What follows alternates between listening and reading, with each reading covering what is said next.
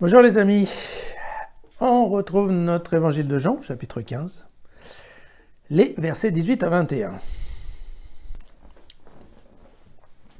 Si le monde vous haït, sachez qu'il m'a haï le premier.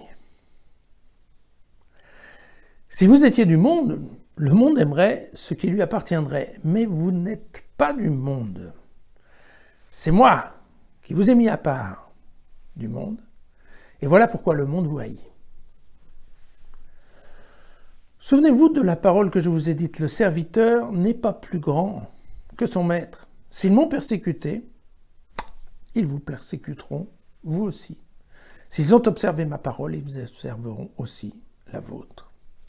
Tout cela, ils vous le feront à cause de mon nom, parce qu'ils ne connaissent pas. Voilà. Alors, vous avez remarqué, Jésus insiste encore une fois aujourd'hui sur le fait que c'est lui, c'est Dieu qui choisit. Ce n'est pas l'homme qui choisit Dieu, c'est Dieu qui choisit l'homme. Voilà, très exactement. Dieu choisit un certain nombre d'hommes à qui on propose la parole, transmise par Jésus. Et puis, certains l'acceptent, la suivent, d'autres la récusent. Mais le choix vient de Dieu. Le choix de proposer, si vous voulez. Et donc ici, évidemment, c'est pas très clair parce qu'on nous a supprimé un des versets, mais le verset qui est juste après, il est de dire si je ne leur avais pas adressé la parole, ils n'auraient pas péché. Mais maintenant, leur péché est sans excuse. C'est-à-dire que les autres, ceux qui ne font pas partie du groupe des suiveurs de Jésus, les autres, dans ce cas-là, ce sont d'autres à qui on a proposé, les Juifs. On leur a proposé l'option Jésus, la parole de Jésus. Et c'est eux qui ont décidé de ne pas le suivre. Voilà. Et c'est ça ce qui fait vraiment une division. C'est-à-dire que globalement, c'est vrai qu'après Jésus, on n'est plus tous les mêmes. Il y a ceux qui sont pour, il y a ceux qui sont contre. Il y a ceux qui en font partie, ceux qui n'en font pas partie. Et il faut savoir qu'effectivement, en 85, avoir fait le pari d'être du côté de Jésus, c'est un pari risqué en termes de santé, en termes de vie. Donc certes, on est sûrement tout à fait heureux et plus qu'heureux. Je pense même que vu le succès qu'a eu Jésus pendant sa vie terrestre, il est évident que faire partie des happy few qui suivaient Jésus, certainement, devait apporter un certain bien-être, un certain confort intellectuel pour ceux qui étaient derrière, parce que ce n'est pas n'importe qui était du membre de Jésus. Mais, attention, il y avait un prix à payer, c'est-à-dire qu'effectivement, quand on a commencé à persécuter Jésus, ça voulait impliquer qu'ensuite, probablement, on allait persécuter ses disciples. La même haine qui a servi à Jésus va servir à ses disciples. Voilà, je voudrais bien insister sur la notion de la liberté du choix parce que c'est un des points qui est très important dans la religion chrétienne. D'accord ? C'est on vous propose, vous disposez. Alors, ce n'est pas parce qu'on est libre du choix que c'est un choix gratuit. Je m'entends. Si on choisit effectivement de suivre Dieu, il y a des conséquences. En 85, c'était des conséquences physiques importantes, mais en 2020, on en a déjà parlé, afficher sa chrétienté, sa foi, n'est pas toujours facile selon le quartier où on habite.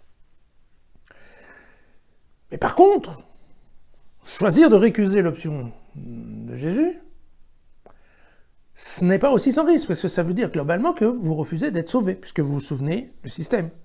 Vous croyez, vous êtes automatiquement sauvé, si vous ne croyez pas, vous serez jugé sur vos œuvres. Donc effectivement, ça veut dire que récuser ou refuser la parole de Jésus, implicitement, vous met dans une situation un peu plus critique, puisque là, à ce moment-là, ça sera sur vos œuvres que vous allez être jugés. Et vous vous souvenez, le message de Jean était clair, hein, c'était qu'il fallait que les œuvres soient quand même vraiment bonnes pour arriver à se récupérer, parce qu'effectivement, sans la foi, il n'est pas très facile de rentrer dans la vie éternelle.